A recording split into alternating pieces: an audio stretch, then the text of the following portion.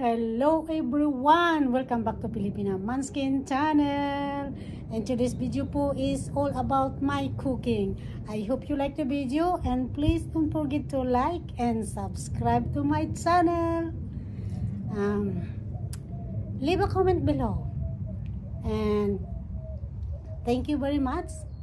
So please watch until the end. Here's the video. Magluluto po tayo ng pork calderita. Ayan. Hugasan ko muna para hugasan muna natin ang karne. I'm going to wash the meat pork stew. We're going to cook a pork stew. Ayan, hugasan muna natin ang karne bago natin I'm going to wash it before brown. I usually when I cook the meat or whatever stove, I always brown the meat before I cook. So, just wash it right now. Hugasan muna natin ng mabuti. Ayan, lagyan natin dito for the final wash. Ayan. So, I'm starting brown the meat. So, at the pan. It's really good if you brown the meat first before you cook to any kind of menu you want. I need to prepare. So I'm browning the meat right now, and it's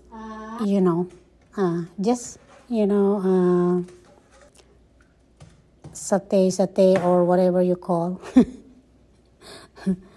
And then, of course, I saute the onion, garlic, and ginger. Ayan, it's already in the pot.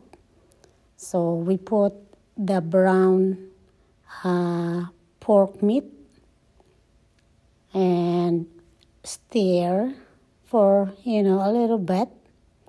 Ayan, halo-halo lang natin. Then I put the 1 cup of water to make the meat soft, to cook the meat. Ayan, pag ipapalambutin muna natin yung ating karne.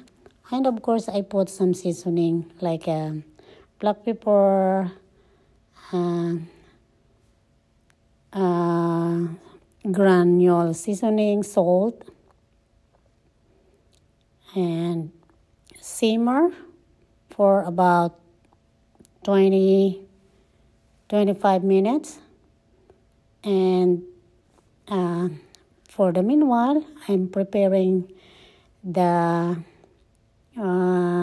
carrots, potato, and bell pepper. So as you guys can see, I'm washing them.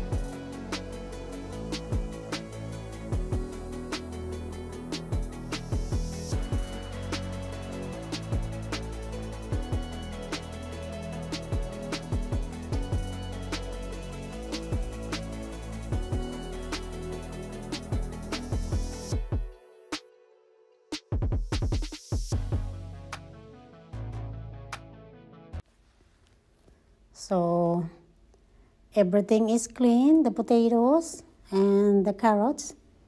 So we can put that in the meat.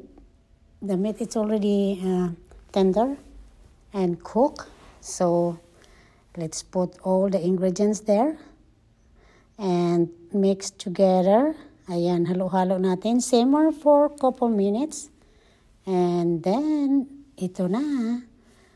We're going to put the tomato sauce. Ayan. The small can that I guess it's enough for my little recipe for today. Dinner. Ayan, mix lang natin. Ayan, mga kamunchkin. Take a moment, like the video and subscribe to my channel. Thank you very much. And then also I put a tomato paste. Add on to the thickness of the sauce. So I put the tomato paste. Ayan. Take a moment, like the video and subscribe to my channel and leave a comment below, guys. Ayan. I love reading comment. And of course, I respond all the comments or any suggestion that you have. I would really love to respond that. Also, I put the green peas for my calderita, mechado, or whatever, Ayan, calderita. So, ayan. And for the more tastier taste is I put the liver spread. Reno ang brand natin, mga kamunchkin. Ayan, liver spread. So, ang nakikita nyo po ay foil, aluminum foil. Galing po yan sa freezer. Because, I have the big can. So, I divided into a couple spare. So, I put that in the freezer. And also, I put a little bit of cayenne pepper for more taste. So, ayan, halo-halo lang natin. Take a moment, like the video, and subscribe to my channel. Thank you very much. And leave a comment below, guys. You can share my video to your friends and your family.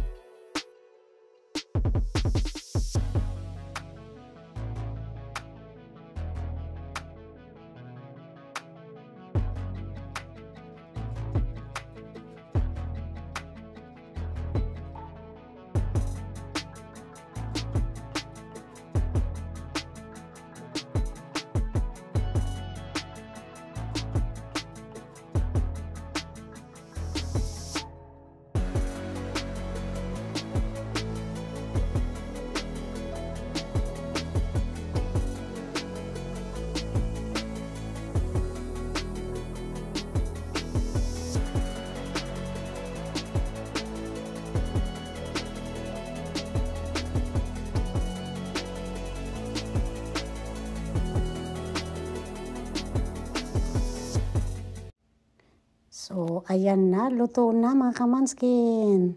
It's already cooked and that's how it looks like. Ayan, it's so yummy. Ayan, kain na tayo mga kamanskin. Let's eat. It's so yummy. Really yummy, yeah. So, thank you guys for watching.